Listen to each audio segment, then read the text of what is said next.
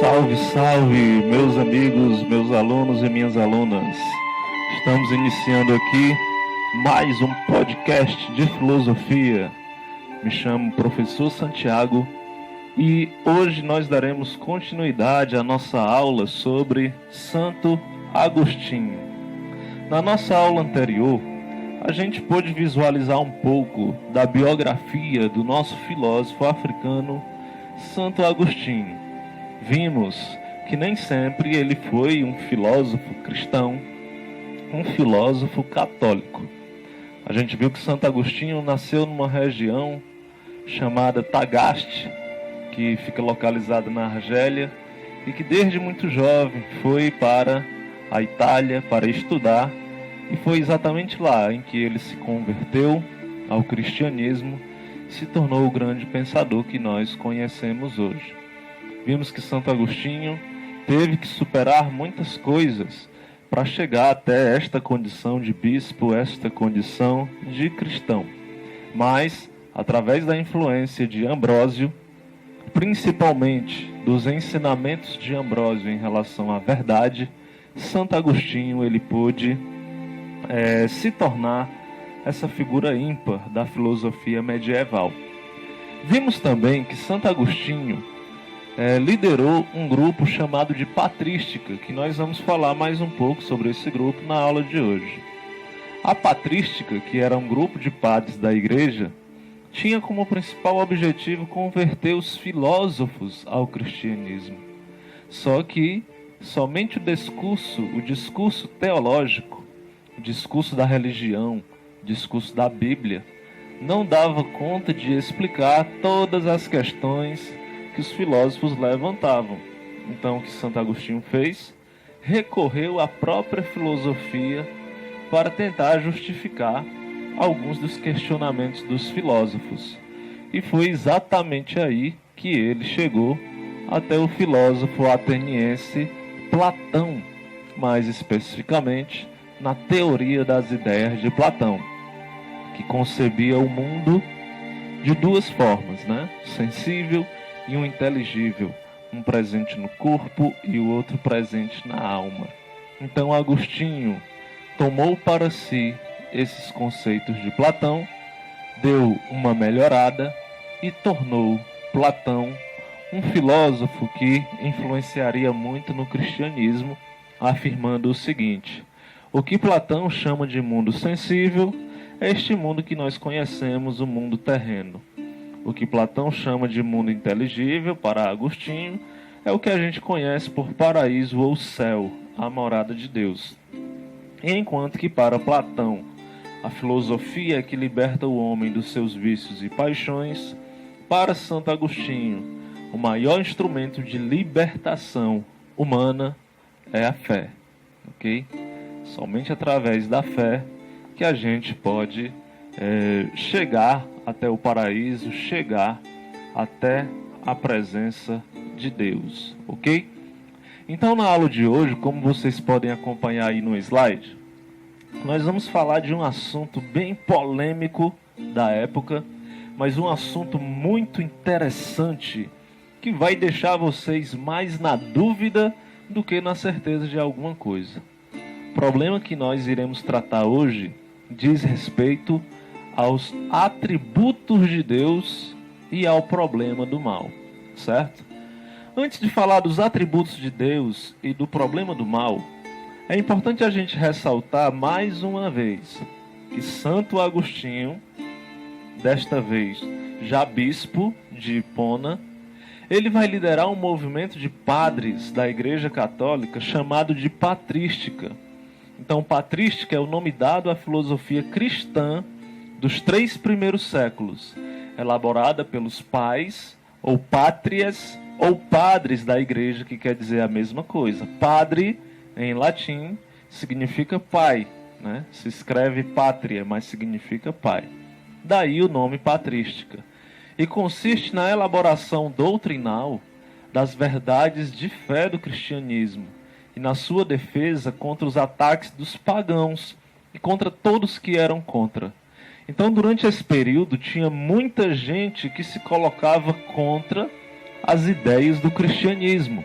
principalmente os filósofos.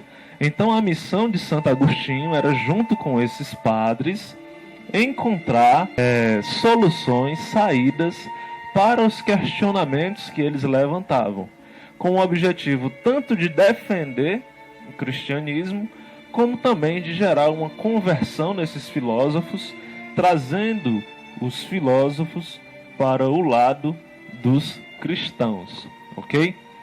E aí, a gente pode ressaltar que Santo Agostinho ele era um intelectual, certo? Muito antes de se converter ao cristianismo, Santo Agostinho ele já era um intelectual. Só que, quando a gente fala de fé, pessoal, fé nada tem a ver, assim, no senso comum, com a intelectualidade. Aquilo que você acredita, você não precisa, na maioria das vezes, dar a menor prova de que aquilo acredita. Afinal de contas, para acreditar em Deus, a gente não precisa ver Deus, a gente não precisa tocar em Deus, a gente não precisa cheirar Deus para saber que Ele existe. A maioria de nós acredita em Deus sem nunca ter o visto, sem nunca ter o tocado, sem nunca ter conversado com Ele. Por mais que a gente diga que a oração é uma conversa com Deus, quem aqui já ouviu literalmente a voz de Deus? Parece uma coisa assim meio esquizofrênica, você ouvir vozes por aí, entende? Então a fé é muito mais assim uma capacidade imaginativa do que propriamente algo concreto, algo real. No entanto, pessoal, não foi fácil para Santo Agostinho convencer os intelectuais sobre o cristianismo. Afinal de contas, eles possuíam muitas dúvidas. E a gente sabe que a dúvida é a marca registrada da filosofia. Enquanto que a certeza vai ser a marca registrada da fé e da religião, a gente sabe que a dúvida é a marca registrada da filosofia. Então, seus questionamentos giravam em torno de uma pergunta. Então, presta atenção, isso é questão de prova. Os intelectuais, os filósofos que Santo Agostinho estavam tentando converter, eles levantavam pelo menos uma questão fundamental. Se Deus é onipotente, se Deus é onisciente e se Deus é onipresente, como é que esse Deus tão poderoso pode permitir que o mal exista? Presta atenção. Se Deus é onipotente, onisciente e onipresente, como é que esse Deus, que possui tudo isso, pode permitir que o mal exista? Será que Deus, ele é o criador do mal? Perceba que essa é uma pergunta fortíssima. Porque de um lado, você tem os religiosos que, Ave Maria, duvidar de Deus é até um pecado. E do outro você tem um grupo de pessoas que está acostumada a duvidar das coisas. E aí quando lhes é apresentado um conceito diferente de Deus, o que lhes resta é perguntar. E a pergunta foi bem clara. Agora vocês viram aí, né? Essas três palavrinhas estranhas. Onipotência, onisciência e onipresença. Eu não sei se vocês sabem, mas de acordo com as Escrituras, esses são os três atributos de Deus, né? Os três atributos de Deus: a onipotência, a onisciência e a onipresença. Para quem não sabe, pessoal, a palavra onipotência significa dizer que Deus, ele pode fazer todas as coisas. Onipotência significa todo o poder de fazer qualquer coisa, o poder de fazer todas as coisas. A palavra onisciência, dizer que Deus, ele é onisciente, significa dizer que Deus, ele pode saber de tudo o que aconteceu, do que acontece e do que ainda vai acontecer.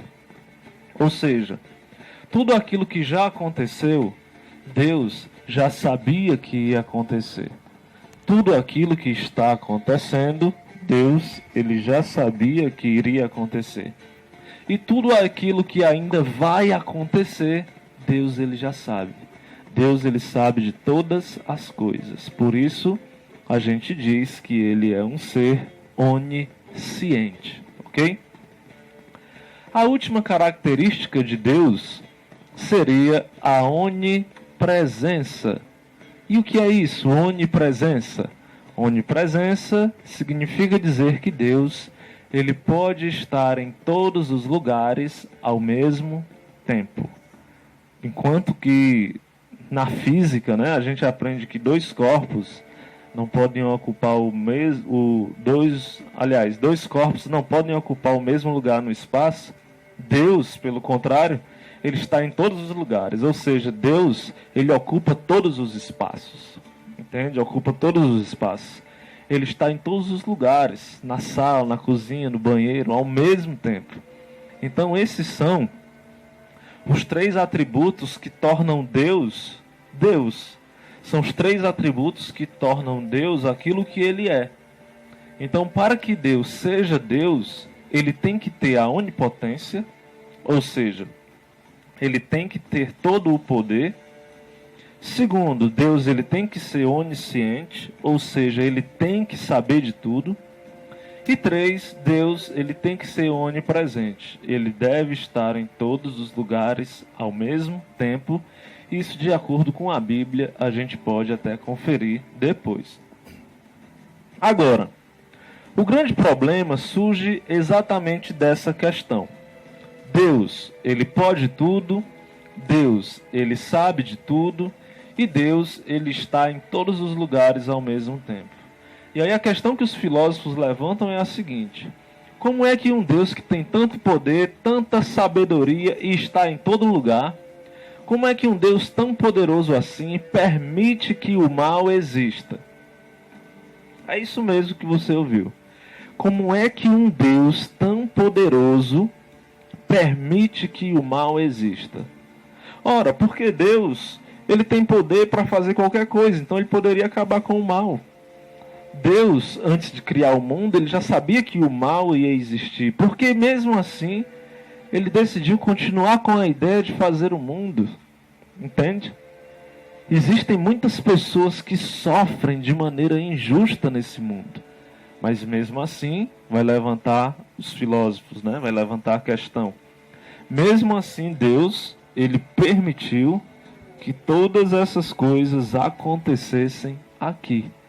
Como é possível que um Deus tão poderoso permite que o mal aconteça, permite que o mal exista na face da terra?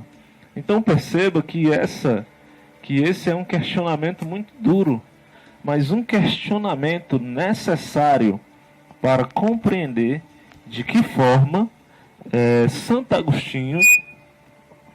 Opa, deu um apito aqui, né? Mas de que forma Santo Agostinho vai encontrar certas respostas para poder fazer a defesa do cristianismo, ok? E aí, pessoal, os filósofos, a gente sabe que eles não cansam de perguntar. Eles perguntam toda hora, eles perguntam incansavelmente. E para cada atributo, onipotência, onisciência e onipresença, para cada atributo eles vão aprofundar ainda mais um questionamento. É muito importante que vocês que estão me ouvindo aprendam os questionamentos que os filósofos fizeram, porque a partir da próxima aula a gente vai ver de um por um como foi que Agostinho resolveu essas difíceis questões que a gente vai colocar agora. Então, sobre a onipotência, presta atenção, anota aí no seu caderno, acompanha no slide, acompanha o podcast e anota aí no seu caderno. Olha o que os filósofos perguntaram a respeito da onipotência. Bem, Santo Agostinho, se Deus é onipotente, ou seja, se ele pode tudo, Então por que que ele não acaba com o mal? Por que que Deus de uma vez por todas não acaba com o mal? Será que Deus ele se agrada, por exemplo, com milhares de mulheres que são estupradas todos os dias? Será que Deus ele se conforma com milhares de crianças que morrem de fome todos os dias? Será que Deus ele concorda com todas essas coisas? Por que que ele permite? Se ele é onipotente, por que que ele não elimina o mal da face da terra de uma vez? E aí os filósofos dizem o seguinte: olha, existem duas opções. Ou Deus não acaba com o mal porque ele não quer, ou Deus não acaba com o mal porque ele não pode. Agora, se Deus não acaba com o mal porque ele não quer, significa então que Deus ele não é totalmente bom. Porque como é que alguém que se diz bom permite que o mal aconteça de maneira injusta com alguém? Agora, se Deus ele não acaba com o mal porque ele não pode, significa então dizer que ele não é onipotente. Porque se ele é onipotente, ele poderia fazer qualquer coisa. Agora, se Deus ele não é onipotente, se ele não acaba com o mal porque ele não pode, então significa que Deus não existe. Pois Deus, para existir, ele tem que ser onipotente. Entende? Então, se Deus não acaba com o mal porque ele não quer, ele não é bom. Se ele não é bom, ele é mau. Se ele é mau, ele não é Deus, porque Deus deveria ser bom. E se Deus não acaba com o mal porque ele não pode, então ele não é onipotente. Se ele não é onipotente, então Deus não existe, porque Deus deveria ser onipotente. Ok? Perceba como é um questionamento difícil de responder. É um questionamento muito difícil. Eu acredito que todo mundo em sã consciência já tenha pensado isso pelo menos alguma vez. Por que que Deus não elimina o mal da face da terra de uma vez só? Em relação à onisciência, os filósofos vão fazer a segunda pergunta para Santo Agostinho, que é a seguinte: se Deus é onisciente, sabe de tudo que acontece, de tudo que aconteceu e das coisas que ainda vão acontecer, ele poderia prever o mal que iria acontecer ao criar o mundo. E porque mesmo sabendo do sofrimento das pessoas, decidiu continuar com a criação. Não sei se vocês percebem, mas na Bíblia, Deus, ele vai criando as coisas e vai dizendo assim, ó, e viu que era bom. Deus criou o mar e viu que era bom. Deus criou os animais e viu que era bom. Deus criou as árvores e viu que era bom. E aí Deus criou o homem. Quando Deus criou o homem, na Bíblia não diz, e viu que era bom. Por quê? Porque Deus ele já sabia que o homem não seria bom na sua plenitude. Ele já sabia que o homem ele praticaria a maldade. Inclusive, Caim, que era o filho de Adão e Eva, matou seu próprio irmão. Ou seja, os primeiros habitantes da terra já praticaram crueldade sem fim. E Deus ele já sabia de tudo isso. Então, se Deus já sabia de tudo isso, por que que mesmo assim ele decidiu continuar? Será que Deus ele tem essa necessidade? Será que Deus ele se satisfaz com o mal que os humanos produzem? Com esse poder, ele poderia impedir roubos, estupros, mortes. Por quais motivos, então, Deus não faz isso? Se ele já pode prever, Deus poderia prever a Segunda Guerra, por exemplo, onde milhões de pessoas morreram de maneira cruel. Por que então ele não fez nada? Entende? Esse é o questionamento em relação à onisciência. E aí nós vamos para o questionamento em relação à onipresença, que na minha opinião é um dos questionamentos assim mais pesados, porque fala o seguinte, ó, para nós cristãos existem 3 mundos possíveis. Vamos prestar atenção agora. Para nós cristãos existem 3 mundos possíveis: a Terra, que é o mundo que a gente vive. Se você fizer tudo certo, você vai para o céu, que é o segundo mundo possível. E se você fizer tudo errado, você vai para o inferno, que é o terceiro mundo possível. Então existem 3 mundos possíveis: terra, céu e inferno. Agora, de acordo com as Escrituras, Deus está em todos os lugares ao mesmo tempo. Então Deus está em todos os lugares da terra, Deus está em todos os lugares do céu e Deus está em todos os lugares do inferno. Agora perceba, na terra, Deus está em todos os lugares, tudo bem. Afinal de contas, aqui é só um rito de passagem, é um momento em que a gente vai ter que provar para Deus as nossas coisas. Tudo bem, Deus está em todos os lugares da terra. Deus está em todos os lugares do céu, também a gente compreende, porque é um lugar perfeito, inclusive diz nas Escrituras que é a morada de Deus. Agora, Deus está em todos os lugares do inferno é um problema. Deus está em todos os lugares do inferno é um problema. Por quê? Porque para entrar no inferno é necessário ser pecador, certo? Só entra no inferno quem comete erros. Só entra no inferno quem é pecador. Agora, se Deus está no inferno, Ele também é um pecador? Porque Deus está na terra e está no céu, tudo bem. Mas existe uma condição para estar no inferno. E a condição é ser um pecador. E Deus, se Ele está no inferno, Ele é também um pecador? Se Deus, Ele é um pecador, Ele é Deus ou é só mais um de nós? Se Deus, Ele peca, qual é o sentido então de haver um Deus que faz a mesma coisa que a gente faz e nos pune por fazer exatamente aquilo que Ele faz? Entende? Então dizer que Deus é onipresente, assim como é onisciente ou onipotente, geram assim diversos conflitos para Santo Agostinho resolver, certo? E aí no slide, pessoal, vou deixar aí uma citação para a gente tentar responder essas questões na próxima aula. Perceba, como é que Santo Agostinho vai responder todas essas questões que são questões graves? São questões graves. Mas aí Santo Agostinho ele vai apelar para uma coisa: o amor. Santo Agostinho, a gente vai ver no próximo podcast da semana que vem, que ele vai apelar para o amor para responder todas essas perguntas. E aí eu deixo uma citação dele que vai dizer o seguinte, ó: se não queres sofrer, não ames.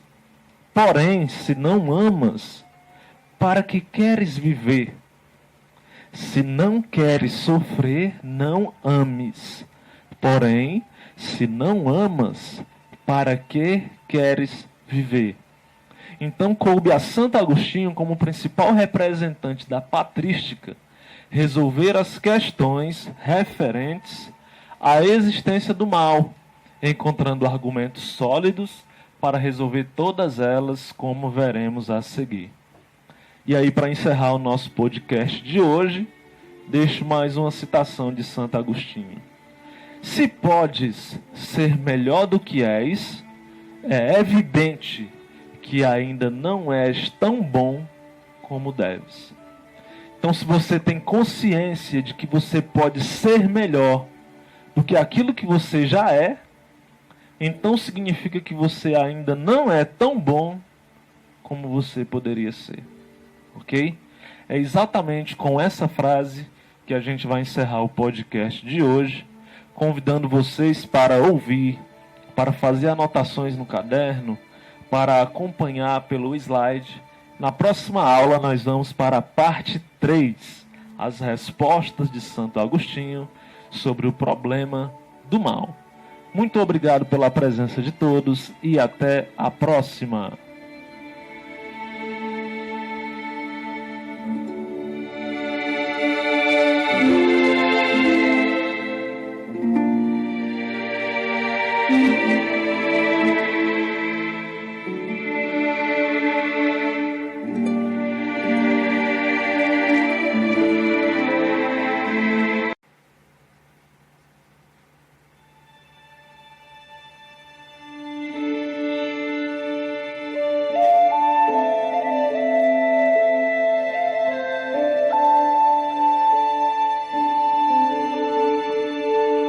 Salve, salve, meus amigos, meus alunos e minhas alunas.